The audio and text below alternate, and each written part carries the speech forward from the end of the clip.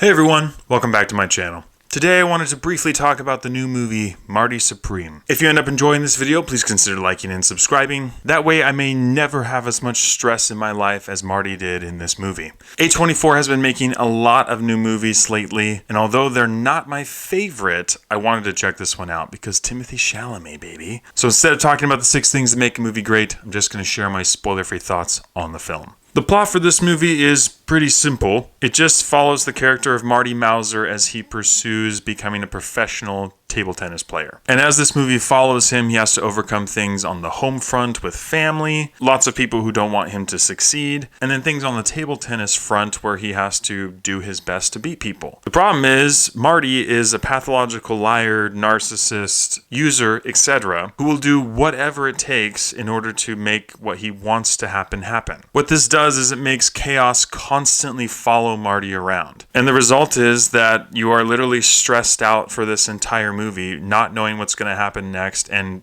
honestly hating the character of Marty Mauser. And it was wild to me because this is honestly the first character that Timothée Chalamet has played that I didn't find likable to an extent, which speaks to the quality of his acting performance because I hated his character. All the other acting in this movie was really well done, and the movie was very well produced as well. However, the hinging point for me in this movie is that it was based on a true story. That's the way this movie was advertised, and honestly, while watching it with that filter on, you think there's literally no other way all of this chaos could be true unless it was based on a true story, because these things are just random and crazy. But upon further review, 98% of this movie was completely made up. In fact, one of the only things about this movie that's real at all is that Marty's personality is at least a little bit close to what was portrayed in the movie. All the other characters, the main plot points, all of the drama that's happening in his family and everywhere else is all made up. And that just drove me crazy. Because if you're going to make up a completely fictional story about someone who was real, then don't advertise it as based on a true story and then make a story that's just not all that great. Anyways, the basic stats for this movie are that it is just under 2.5 hours long. It's rated R, has a ton of profanity, some sensuality, multiple sex scenes, some graphic violence, some nudity, etc., etc., etc. It was well produced, all the acting was great, and if the story had actually been true, it would have been insane, but still really stressful to sit through.